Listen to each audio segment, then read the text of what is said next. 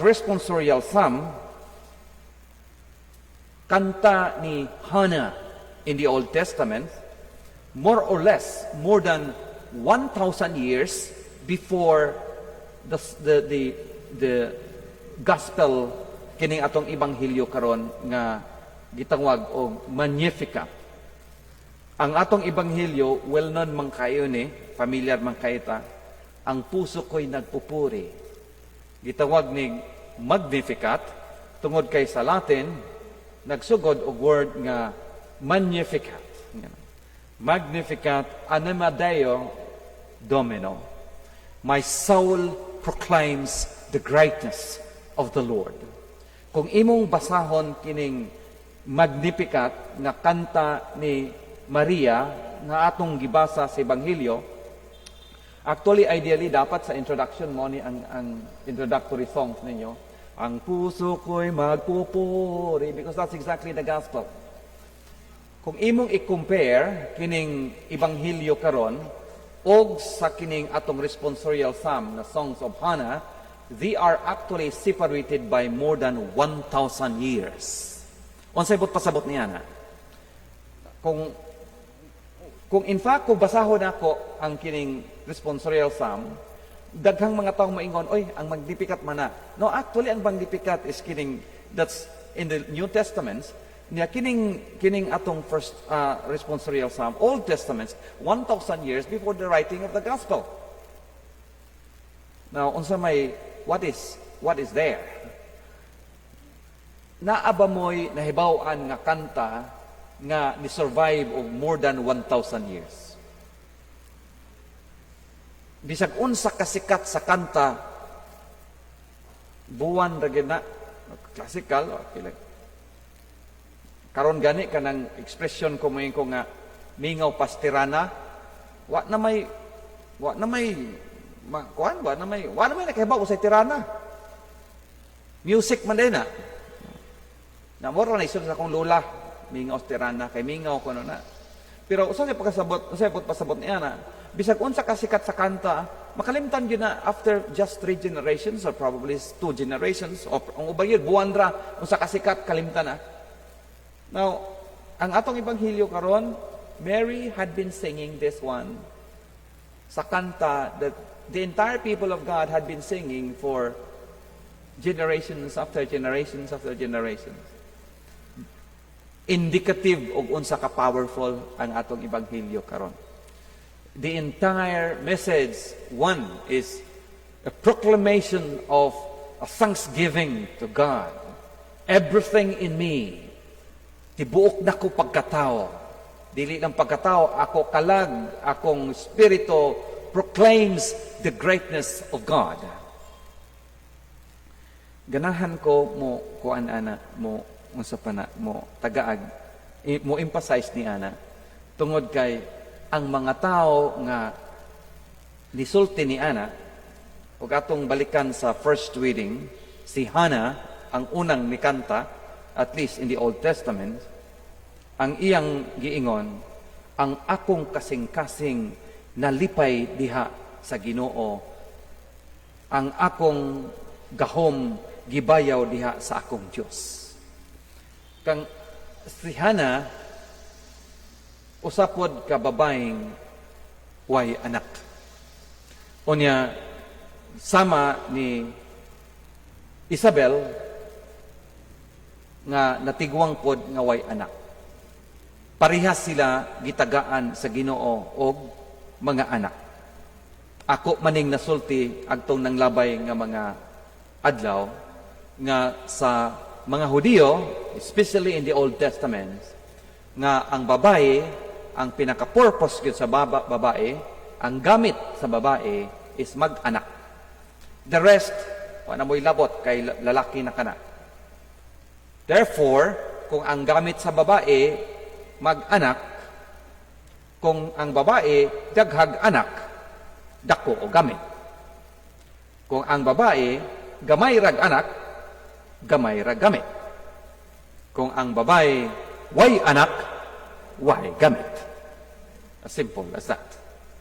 So, unsay bot pasabot. ang mga babaeng way anak, way dignidad, way kwenta. Now, magkatawaan nato na karon. Kay ang baliktad man sa ato, ang daghag anak mao na nooy tan-aw nato sa man daghag anak sa man disiplina nga overpopulated na ta. Taas na po ng istorya diha. Baliktad. Ang gamay ka anak, mamo maayo ka kay gamay ka anak. Daghag anak. Ubos kaayo.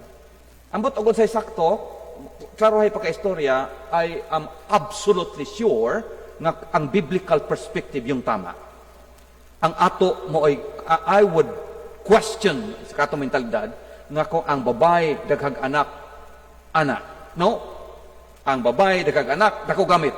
Bahalag ingnon ko ninyo traditional. But I would like to think, I've been to research kini ni Abang, para nako ang babae daghag anak, dumganon. Pwede mo pasabot ko, wa kay anak, wa kay kwenta. Muna problema sa Old Testament. Pero, unsay ako point, kung kinsa patong mga babae nga dihado ang ilang posisyon sa katilingban, or kinsa tong mga tao nga nagrepresent sa mga ubos sa katilingban, sila pa ang mga tao nga ang ilang kasig-kasing nagadayeg sa Ginoo. My soul proclaims the greatness of the Lord. Ang mga ubos nga naas katilingban, ang ilang kasing-kasing, ilang kalag, buong-buo nga nag-declare sa pagdayeg sa Dios. Kung mupadayon kagbasa sa Magnificat nga atong gibasa sa atong Ebanghelyo karon, makabantay ka nga it started with praise the Lord, it ended up with pakigbisog. Karang praise the Lord ba, mga charismatic ba nga charismatic nga magdaig sa Ginoo, praise the Lord, hallelujah, ana ba? So that's how it started. My soul proclaims the greatness of the Lord. Pero sa tunga-tunga ana until towards the end, dili gyud na charismatic gyud nga kanang murag praise the Lord and let's go home and get on with our lives. No. It is a praise to God, but it carries a message of social justice. Si Maria nagkanta sa mensahe sa Dios ngadto sa iyang katawhan ever since nga ang iyang mensahe, ang mga ubos ipataas, ang mga gigutom mabusog, ang mga dato papahawaon sa ila mga trono nga way dala. Baliktad na punta. Kay sa ato, masugot tag sa dili, ang pobre, ana mangyod. Ang dato, ana mangyod. Ambot ang naglibog kung unsaon na to pag-igo ang Ebanghelyo. When I say worldview, I mean pananaw. Kanang pananaw na to, tama ba sa pananaw sa Ebanghelyo? Kung tanaw ni mo dinhi, ang mga taas, ubos. Ang mga ubos, taas. Bisag unsaon ni mo basa, maog yun na. Pero sa tinuod lang, if we're honest ourselves, ang naas ubos, ubos. Ang naas taas, taas.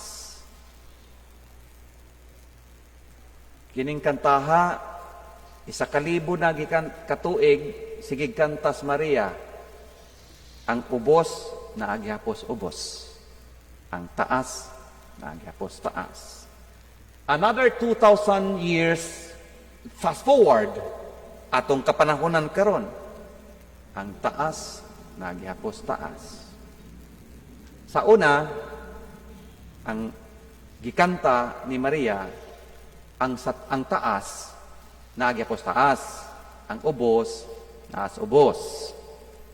Karon, ang taas wa nas taas, tuan na sa pinakataas. Ang ubos, wa nas ubos. Tuan na sa pinakaubos. The gap been widened. Unsaon na nato karon. The challenge remains the same. Kung kita ba magdayeg ta sa Ginoo, naa ba apil diha ang social justice? Do we speak on behalf of the poor? Now again, ako na po din giklaro, kay kita ra ba ang unahon nato poor, kana ra bagyang way kwarta. Kanang way kwarta, kanang way kwartas bulsa.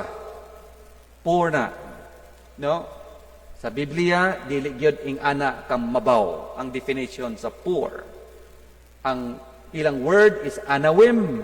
Ang anawim is a social status. Social status nga naas ubos. Not necessarily ikaw walay kwarta. Kung bot pasabot ni ana nga bisag ikaw not necessarily kwarta pero tanan naakas ubos pagtan-aw. Kadtong mga tao nga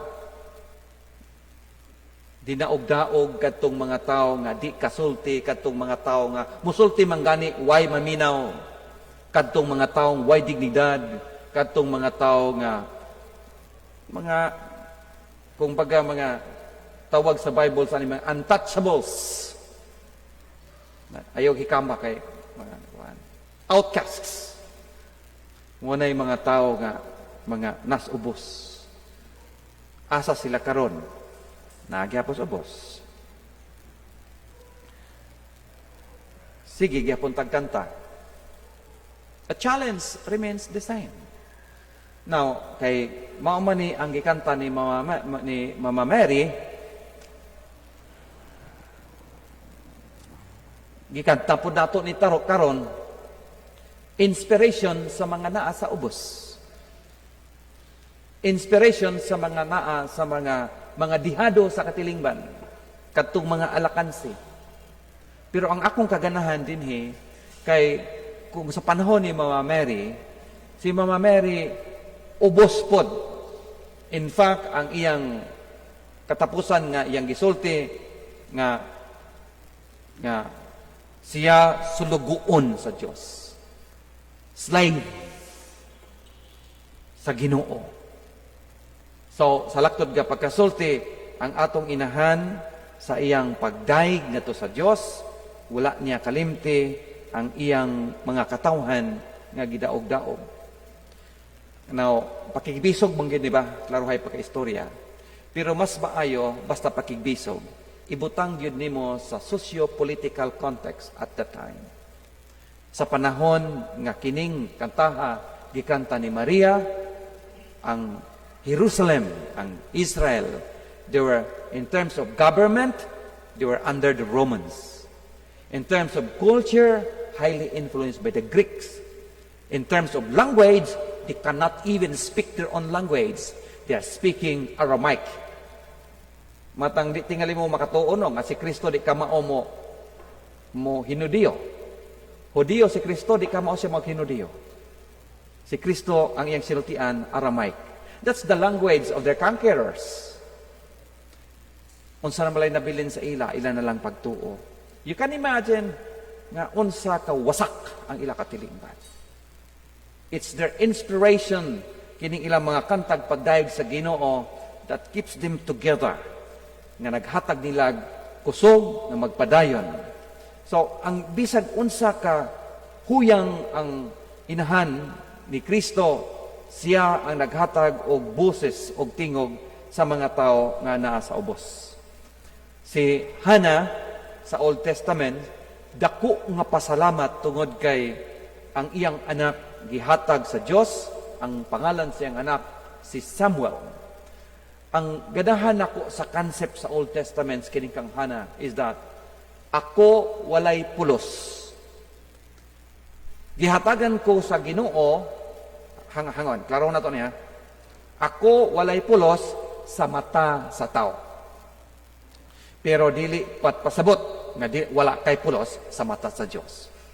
So, sa paghatag sa Ginoo og bata og anak ni Hannah, what God is telling to people is that kining by Hannah may pulos. Unya kaganahan nako sa attitude is that ang akong anak maoy naghatag kanako pulos sa mata sa katawhan. Therefore, maugiding nakaingon na nagkakaroon ako ng dignidad. Therefore, this is the best that I have. Therefore, akong dadon ngadto sa Dios ug akong ihalad ngadto kaniya. Kana bang consciousness nga the best thing that ever happens to me is ultimately coming from God. And therefore, malipayon ko nga ihalad balik ngadto sa Dios ug unsay iyang ihatag kanako. Mayo na nga pangutana sa normal na to kinabuhi. Kita na'y bahala mo bana-bana mo sumpay ana. Like for example, are we giving to God our bests? Or are we giving to God the most important thing in life that we have? Kamo na'y bahala mo tiwas anang pangutanaha. Ang maayo na itong buhaton karon, magtiwas aning misa, hala panindog mong tanan.